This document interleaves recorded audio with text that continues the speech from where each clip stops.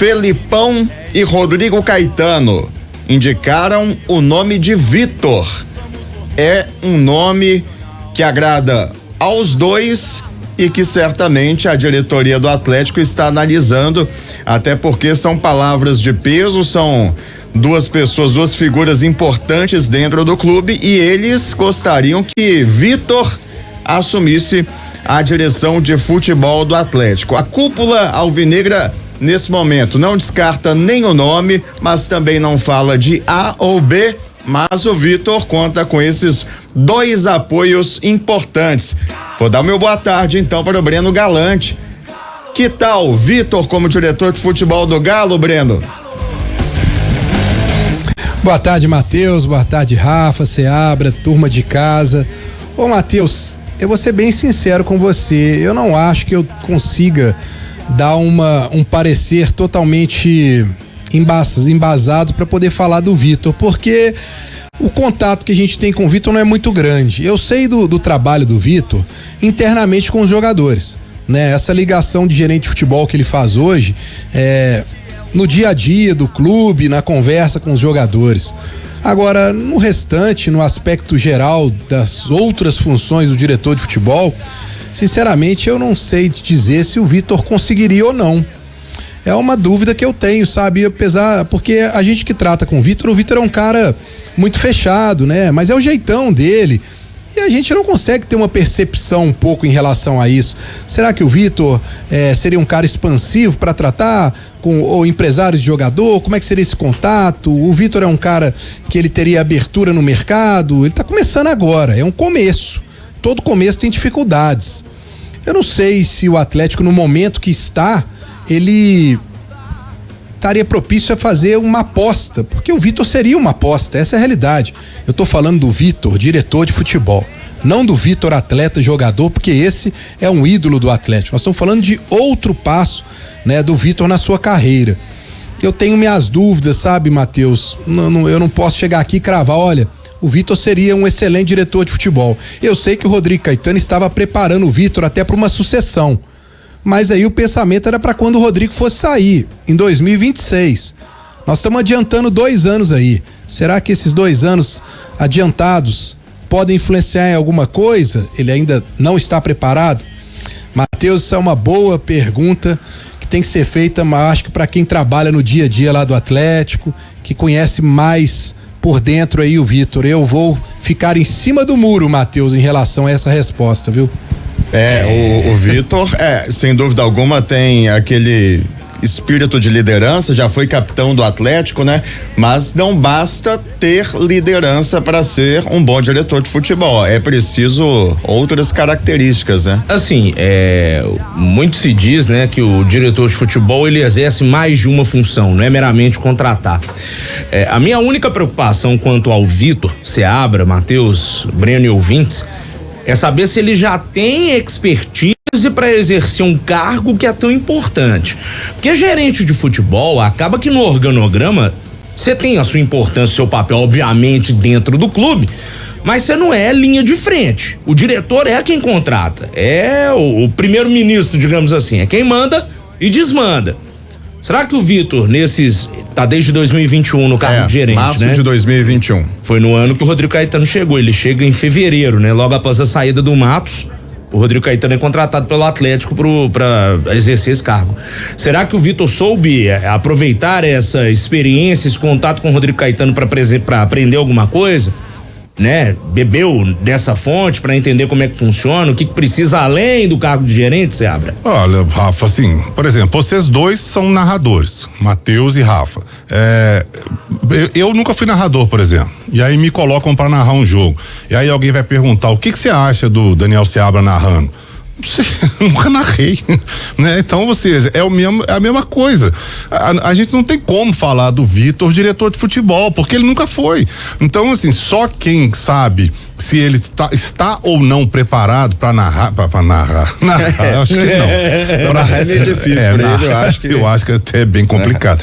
Mas para ser diretor de futebol, só quem sabe é quem tá lá dentro, é quem convive com ele no dia a dia. Nós convivíamos com o Vitor enquanto jogador e enquanto gerente de futebol. Convivemos um pouco também, né? Porque a gente não pode ir no CT mais, ninguém pode entrar lá e tal, o CT virou uma fortaleza e tudo, mas ninguém pode conviver mais no dia a dia. Então, a gente conviveu pouco com ele enquanto jogador e enquanto gerente de futebol. Como diretor, como linha de frente, como o Rafa falou, como o cara que vai colocar a cara lá, que vai negociar, que vai fazer o elo ali entre o jogador que vai ser contratado e a diretoria, o elenco do time e a diretoria, ele ainda não fez. Então, só quem tá lá dentro, só a comissão técnica, só a diretoria da SAF, só esses é que vão saber. Falou, vamos sentar com ele aqui, vamos bater um papo com ele. O que você acha, Vitor? E aí? Você também tem outra coisa, o Vitor tá afim? O Vitor topa? Porque não adianta também, todo mundo tá doido pro Vitor. Pô, o Vitor tem o maior perfil, podia ser ele, mas ele fala, não tô afim não. Meu negócio é aqui embaixo mesmo, eu tô me preparando, daqui a pouco, quem sabe, hoje não. E aí? Foi embora também, então é um nome. O Leonardo Silva continua lá dentro, o Atlético continua? Sim, nas categorias de base. Vou confirmar o cargo exato. Pois é, o Leonardo Silva também, eu não sei. Auxiliar do Sub-20. Ele é auxiliar do Sub-20. É um cara que tem história, o nome dele sequer foi falado por aí, né? A gente tá falando muito do Leonardo ex-Milan, São Paulo, Flamengo e tal. Paris Saint-Germain, etc. O Leonardo Silva é um cara que tá lá dentro, ninguém falou o nome dele, não sei, tô dizendo um nome aqui aleatoriamente, assim como o Vitor, não sei se tem perfil também não, mas a turma que tá lá dentro do Atlético é que vai saber. Agora, certo é, das duas uma, ou o Atlético vai, entre aspas, inventar um cara aí, né, começar uma carreira, tipo um Vitor, um Leonardo Silva, um cara assim, ou o Atlético vai num clube, em alguém que esteja empregado.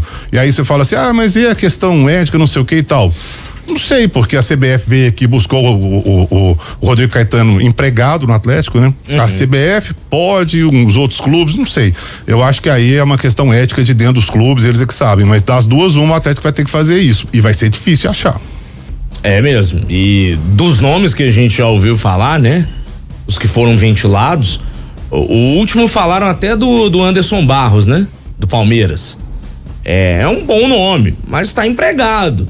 Tá no Palmeiras, né? Dinheiro lá não é um problema, dona Leila que eu diga. Então, assim, vai assediar um cara que tá empregado num rival direto do Atlético aí, disputa por coisas grandes na temporada. Eu acho que ele não vai topar sair do Palmeiras pra viver uma aventura do nada, né? Tem Palmeiras, tem Fluminense, tem Paulo Angione, tá no Fluminense, tem Atlético Paranaense, tem Flamengo, tem vários clubes aí que tem diretor de futebol, que aí, né, cabe à diretoria da SAF saber se vai ou não vai procurar alguém empregado, né?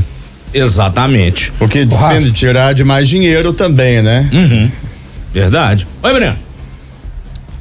Ô, Rafa, é um nome que eu vi que chegou a ser falado aí nas últimas 24 horas, e eu até gosto do nome. O João Paulo Sampaio, que é diretor das categorias de base do Palmeiras, foi procurado pelo Corinthians, inclusive, pela nova diretoria do Corinthians, e claro, ele negou porque acho que seria meio desconfortável você trocar do Palmeiras pro Corinthians, né? Dos rivais, assim. Mas é um nome que eu acho interessante se você for pensar numa aposta. Se você for sair daqueles nomes conhecidos, como vocês falaram aí, pensar num nome que poderia ser uma aposta, ele tá lá no Palmeiras desde 2015, né? E o trabalho que ele faz na base do Palmeiras, como diretor da base, é excepcional, né? Então, de repente, ele projetar isso para uma grande oportunidade num time profissional, eu acho, volto a dizer, se pensando numa aposta, num nome novo, se não conseguir nenhum nome no mercado, eu vejo com bons olhos. O que vocês acham? O trabalho na base, a base do Palmeiras é fortíssima, né? A base do Palmeiras tá sempre chegando, sempre revelando, já revelou muitos jogadores aí ultimamente, então o trabalho é bem feito na categoria de base. Agora, é diferente, né? É mais uma aposta, é mais um que, como o Breno disse, é uma aposta, um cara que vai chegar aqui que nunca exerceu essa função no profissional, né? No time de cima, no time principal, e de repente vai cair de paraquedas. Mais uma aposta. O Davidson Diniz tá falando aqui pra gente no 988-100-917. Poderia ser o Vitor mesmo e sobe o Léo Silva pro lugar do Vitor, pensando em soluções caseiras internas.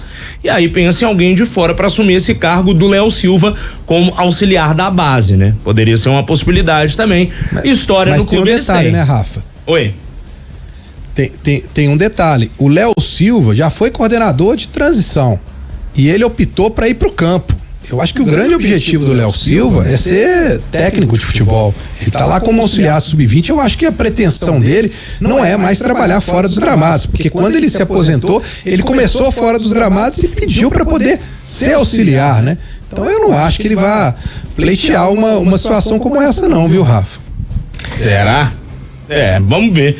Tem um ouvinte nosso aqui lá de Brasília indicando o Paulo André, já tá em BH, ou Elias, que tem mais identificação com o Atlético. Eu mandei só pra ele aqui no WhatsApp. Tu tá de brinquedo de mim, né, cara? Um abraço pro Lucas. Será que ele torce, hein? Deve ser torcedor do Cabuloso. Só pode, né, Lucas? Um abraço. Fica a lição aí pra quem tá querendo começar a carreira no futebol, né?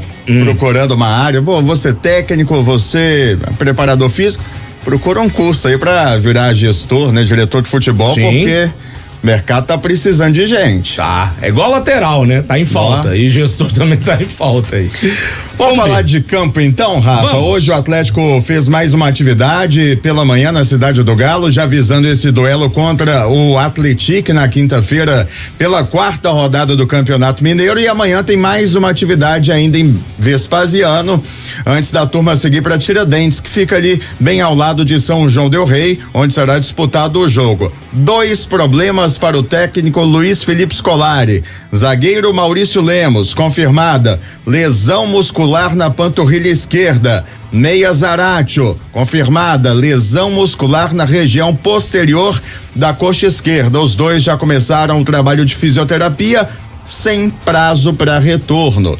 Então o Felipão vai ter que escolher os substitutos de Lemos e Zaratio para enfrentar o Atlético. Não deve ser um grande problema, né? Pra zaga você tem o Fux, você tem o Rabelo, foi o Rabelo que entrou em campo no clássico, justamente no lugar do Lemos. Pro meio campo você tem o Igor Gomes, Pedrinho, Alisson, Patrick, pode colocar algum volante, mas a tendência é Igor Gomes e Scarpa começando por ali, até porque o Igor Gomes foi quem substituiu o Zaratio assim que ele se lesionou. Vamos ver aí, quem que você imagina, Breno Galante, que pode entrar nesse time do Atlético? Ô Rafa, olha que situação, né? Você torcendo pro Gemerson sair, sai o companheiro de zaga do Gemerson, hein, Rafa? Não adianta. Tem nada a ver com isso não, amigão. Tem nada a ver com isso não, amigão. Não sou Deus não, brother. Tô fora. Tô brincando, Rafa. Não, mas olha, eu acho que já tá bem descrito aí, pelo que o Matheus falou, né? Na ausência do Lemos, o Igor Rabelo, até porque o Fux, ele foi relacionado agora no último jogo, ele ainda não jogou nenhuma partida, né? O Igor Rabelo já tinha até entrado contra o Democrata, então eu acho que o Igor Rabelo vai ser agora o titular do Atlético e vou ser bem sincero, ano passado quando ele entrou ele fez boas partidas, ele dá um azar, né, de ter tido aquela lesão logo em seguida, o jogo de São Paulo, que fez uma bela partida contra o Palmeiras, em seguida ele se lesionou. Eu acho que o Atlético não vai ter problema nessa questão da zaga. Agora, a questão da vaga do Zaratio, ele pode utilizar o Igor Gomes, como ele também pode, de acordo com a necessidade do Atlético no campeonato, que agora apertou, o Atlético agora precisa de vencer. Não adianta ir a São João del Rei e empatar com o Atlético, porque, por incrível que pareça, a situação do Atlético no Campeonato Mineiro é de alerta, pela tabela. Pode ser que ele mude um pouco o esquema e coloque o Pavon. Eu não me surpreenderia se ele colocasse o Pavon para jogar junto com o Hulk e Paulinho, para tentar colocar esse time no ataque, porque a gente sabe que lá em São João del Rei o time do Atlético não vai dar mole pro Atlético. E lá tem Rodrigo Santana, que eu gosto muito, é um bom treinador, conhece, estudioso, conhece o Atlético. Então eu não me surpreenderia. Eu ficaria entre Igor Gomes e, se ele quiser mudar a história do jogo, maneira de jogar, pode pintar um Pavon também no lugar aí do Zaratio. E aí, você abre algum pitaco? Não, acho que é isso mesmo que o Breno e o Matheus falaram. Acho que na zaga é o Rabelo mesmo, e no meio de campo vai entrar eu acho que entra o Igor Rabelo, pelo que a gente viu do Scolari no clássico, né? Se for pelo que aconteceu no clássico, ou se ele vai querer mudar o esquema, mudar alguma coisa, aí já não sei, mas pelo que ele fez no clássico, ele colocou o Igor Rabelo e depois tirou o Igor Rabelo, né? No clássico. Eu até não entendi muito bem essa. Igor Gomes. Igor Gomes, Igor Rabelo ficou na zaga, mas ele colocou os dois, né? Os dois Igor, depois tirou o Igor Gomes durante o jogo, colocou o Igor Gomes no lugar do Zaratio. Agora, Breno, olhando a tabela, realmente é o que você falou, o Atlético, ele vai dar trabalho pro Atlético. Isso aí é fato. O Atlético não é um time bobo, é apontado por nós e com justiça, né? Como se não o melhor, mas um dos melhores times ali do interior, vem fazendo uma campanha regular, né? Tá com 4 pontos aí, o Tombense tem 7 pontos, é segundo lugar no grupo do Cruzeiro, mas o Atlético também é um bom time. A gente fez o jogo do Cruzeiro com o Atlético lá em Sete Lagoas, na Arena do Jacaré, e o Atlético deu muito trabalho pro Cruzeiro, é um bom time, o Rodrigo Santana montou um esquema legal ali, tem bons valores. E o Atlético vai ter que partir para cima. Realmente, nesse momento, empatar lá, por exemplo, no grupo do Galo, o Vila Nova já tem 6 e o Atlético tem 3. Se o Atlético empata, ele vai a 4 pontos, ainda assim fica em segundo e 2 pontos do Vila. E se a gente pegar os segundos colocados aí, o Tombense já tem 7 e o próprio Atlético já tem 4 e iria a 5. Então, ou seja, realmente um empate nesse momento não serve muito pro Atlético, não. O Atlético tem que ir pra cima e tem que buscar a vitória lá em São João del Rei. Mas se depender do prefeito de São João del Rei, vai ser uma goleada do Atlético, né? E ontem ele voltou a cutucar o Galo, voltou a cutucar o Hulk, como já havia feito em 2023. Falou que o Atlético vai passar o Cerol. Se fizer 4, e tem que meter 4 no Galo, segundo o prefeito de São João del Rei. Falou que o Galo não tá valendo nada. Foi o Nivaldo, né? Nivaldo Andrade. Belo trabalho que o prefeito fez pro Atlético, né? Ano passado ele prometeu bicho pros jogadores na semifinal, falou que ia pagar Viagra, picanha e cachaça pros atletas. Teve isso. Passamos esse vídeo hoje no Barba, Cabelo e Bigode, né? Um momento maravilhoso. Zoou o Hulk, xingou o Hulk, depois postou vídeo pedindo desculpa e agora já cutucou o Hulk de novo. Uns minutinhos de fama, né? Gestores públicos do nosso país. Isso aí, obviamente que você dá uma munição pro adversário. Olha o que o prefeito tá falando de vocês aí, ó. E aí, vai ser isso aí mesmo? Eu não sei. Não vejo muita utilidade nisso não, mas enfim. Vamos ver, né? Quem Jogou tem pra galera. presença certa na Arena Sicredi, onde será disputado o jogo, é o lateral esquerdo Guilherme Arana, e a gente chama o Arana para participar aqui de O Tempo Esportes. Ele concedeu entrevista coletiva hoje mais cedo. Vamos ouvi-lo falando primeiro sobre como é que foi a conversa entre os jogadores do Atlético depois da derrota no Clássico, para não repetir os mesmos erros.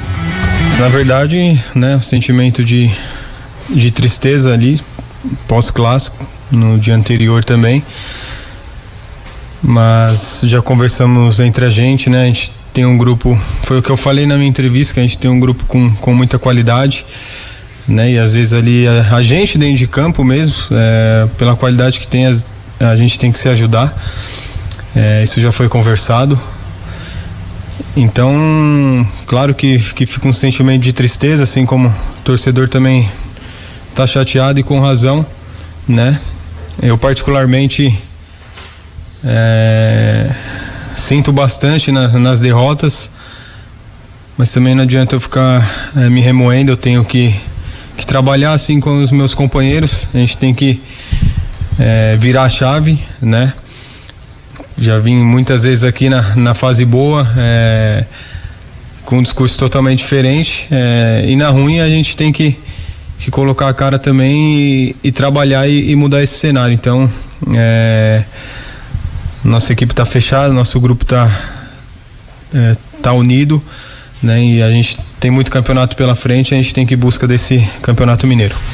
Ontem a gente até trouxe aqui, né, Rafa e amigos, o desabafo do atacante Hulk sobre as críticas que ele recebeu de torcedor chamando ele de pipoqueiro depois do Clássico, e o Guilherme Arana foi questionado sobre isso. Eu acho que o Hulk, sem dúvidas nenhuma, tá na prateleira ali de cima dos maiores ídolos do clube, né? Então é normal essa cobrança. Eu acho que quando você perde um clássico, como eu falei, o torcedor fica chateado e